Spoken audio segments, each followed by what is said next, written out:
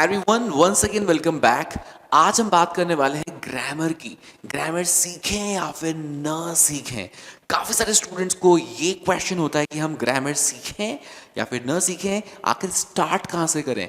क्या हम सीधा इंग्लिश बोलना स्टार्ट करें या फिर हम ग्रामर सीखें या फिर हम कुछ बुक्स पढ़ें, आखिर स्टार्ट कहाँ से करना है, एक बहुत ही बड़ा क्वेश्चन है। देखिए, दो चीज़ें बड़ी इंपॉर्टेंट है जो आपको नोटिस करना चाहिए, जो आपको ध्यान में रखना चाहिए, वो ये है।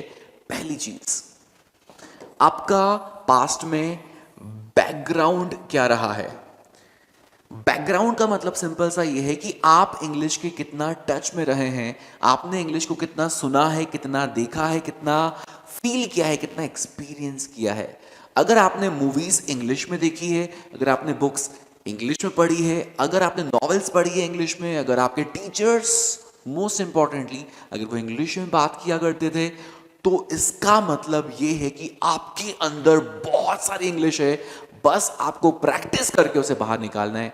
लेकिन अगर आपके टीचर्स स्कूल में कॉलेज में हिंदी बोलते थे, अगर आपने हिंदी बुक्स पढ़ी, अगर आपने हिंदी मूवीज देखी है, इंग्लिश मूवीज देखी है लेकिन हिंदी में डब्ड देखी है, तो फिर आपको ग्रामर सीखना चाहिए। दूसरा पॉइंट,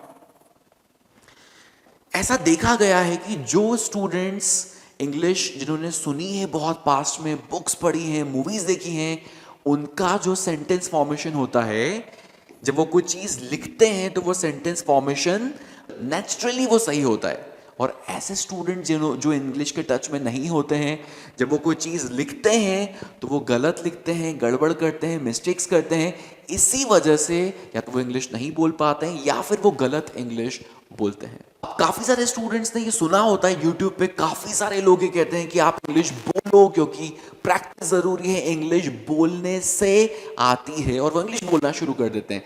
लेकिन प्रॉब्लम ये होती है कि वो बिना ग्रामर सीखे स्टार्ट करते हैं बोलना। अब क्या होता है ना, गलत इंग्लिश बोल बोल के गलत इंग्लिश बोलने की इतनी अच्छी प्रैक्टिस हो जाती है कि वो गलत इंग्लिश को स्टेज पे खड़े होकर बड़ी कॉन्फिडेंटली और फ्लुएंटली बोलते हैं। आई होप आपको ये दो पॉइंट समझ में आए होंगे। बैकग्राउंड चेक कीजिए और देखिए कि आपके सेंटेंस फॉर्मेशन नेचुरली सही है या फिर नहीं है। अगर सेंटेंसेस गलत हैं तो फिर ग्रामर सीखना चाहिए। अब एक क्वेश्चन ये उठता है कि हम कितनी ग्रामर सीखें। काफी सारे स्टूडेंट्स ये गलती करते हैं, वो ग्रामर सीखते ही जाते हैं, इंग्लिश के नाम पे केवल ग्रामर ही सीखते हैं और अल्टीमेटली उनका भी कुछ होता नहीं है, वो इंग्लिश बोलना नहीं सीख पाते हैं। तो कितनी ग्रामर सीखें, एक बहुत इंपॉर्टेंट क्वेश्चन है। चलिए देखते हैं कितनी ग्रामर सीखें। बड़ी लिमिटेड आपको ग्रामर सीखना है, आपको बहुत ज्यादा ग्रामर नहीं सीखना होती है। आपको केवल कुछ 4-5 चीजें आना चाहिए। वो चीजें हैं ये। फर्स्ट, टेंस आप सीखो। मुझे पता है काफी सारे स्टूडेंट्स को टेंस से डर लगता है, मुझे भी बहुत लगता था। मैं अपने टीचर से पूछता था कि टेंस के बिना बोल सकते हैं क्या, आप टेंस के बिना सिखा दो, लेकिन टेंस के बिना इंग्लिश बोलना पॉसिबल नहीं है। आप टेंस जरूर सीखें। सेकेंड चीज, आप मॉडल वर्ब सीखें। Can, could, should, must, may, might, ought to, ये जरूर सीखें। ये बेसिक है और बहुत ही जरूरी है। नेक्स्ट चीज आप सीखें पैसिव वॉइस।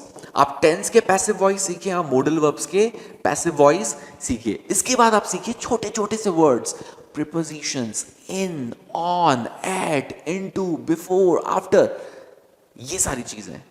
और बड़े शानदार लेवल की इंग्लिश बोलना आप सीख सकते हैं एक लिमिटेड ग्रामर से। तो चलिए, आई होप आपको इस वीडियो में आपका आंसर मिला होगा। ग्रामर सीखें या फिर न सीखें, मेरी बात मानिए तो सीख लीजिए बेसिक ग्रामर। आप 30 डेज में बहुत इजीली सीख सकते हैं। तो thank you guys once again for watching this video. I hope आपने कुछ सीखा होगा। इस प्रकार के और वीडियोस को देखने के लिए इस चैनल को लाइक करें, सब्सक्राइब करें और मोस्ट इंपॉर्टेंटली दोस्तों के साथ शेयर करें। Thank you very much once again for watching this video.